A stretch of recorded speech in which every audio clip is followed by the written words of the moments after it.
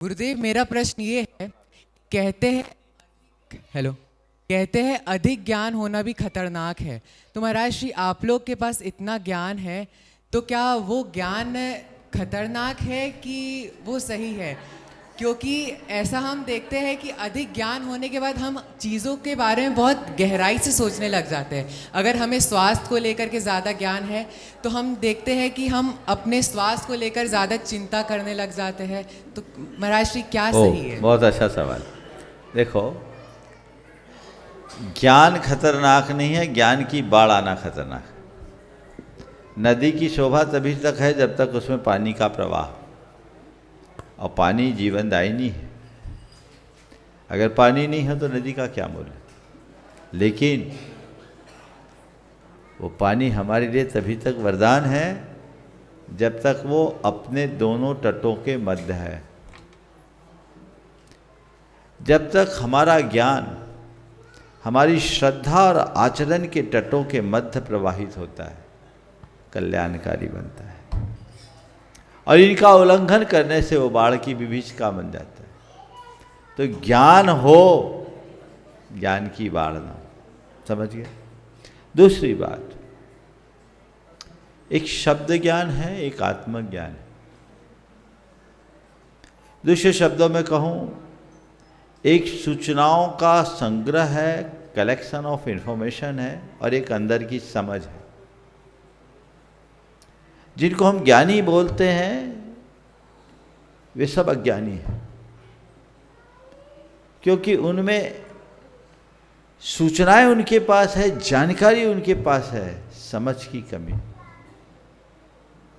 जब तक समझ नहीं तब तक खतरा है, और समझ है तो निश्चिंतता।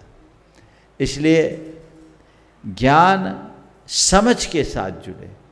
समझ अनुभव से आता है। समझ गया? कबीरदास जी ने इस संदर्भ में बहुत स्पष्ट मार्गदर्शन दिया कि समुझा समुझा एक है, बिन समुझा सब एक, और तिनको समुझा जानिए, जिनके घट में विवेक। समझ गए? कई बार ऐसा देखने में आता है, पढ़े लिखे लोगों की डिग्रियां धरी रह जाती है, और अनपढ़ कहा जाने वाला व्यक्ति अपने अनुभवपूर्ण समझ से बड़े बड़े काम कर देता है। एक बार ऐसा हुआ, एक सरकारी काम था और उसमें वायरिंग करना था, और एक जिग जैग पाइप था, उसके भीतर से वायर निकालना था। इंजीनियर माथापच्ची कर रहे थे कि ये तार कैसे निकले कैसे निकले कैसे निकले। घंटों बीत गया, क्योंकि काफ़ी लंबी दूरी तक वो तार निकालना था। एक गड़रिया, बहुत देर से गड़रिया का छोटा सा बच्चा था, वो अपनी बकरियां चरा रहा था, वहीं बैठे बैठे उनको देख रहा था। सब कुछ होने के बाद उसने कहा कि यदि आप अनुमति दे तो मैं आपकी समस्या का समाधान निकाल सकता हूँ। सारे इंजीनियर जोर से हंसे, बोले तुम हमारी समस्या का क्या समाधान निकालोगे? तू पढ़ा लिखा कहाँ? हम इतने बड़े बड़े इंजीनियर, तुम कैसे निकालोगे? उसने कहा, बाबूजी मैं पढ़ा लिखा नहीं हूँ, मैं आपकी इंजीनियरिंग नहीं जानता, लेकिन इसका मैं पल में आपको समाधान निकाल सकता हूँ। बोले क्या करेगा? बोले मैं आपका काम कर दूंगा। बोले काम करोगे तो 1 लाख देंगे। बोले कोई चिंता नहीं।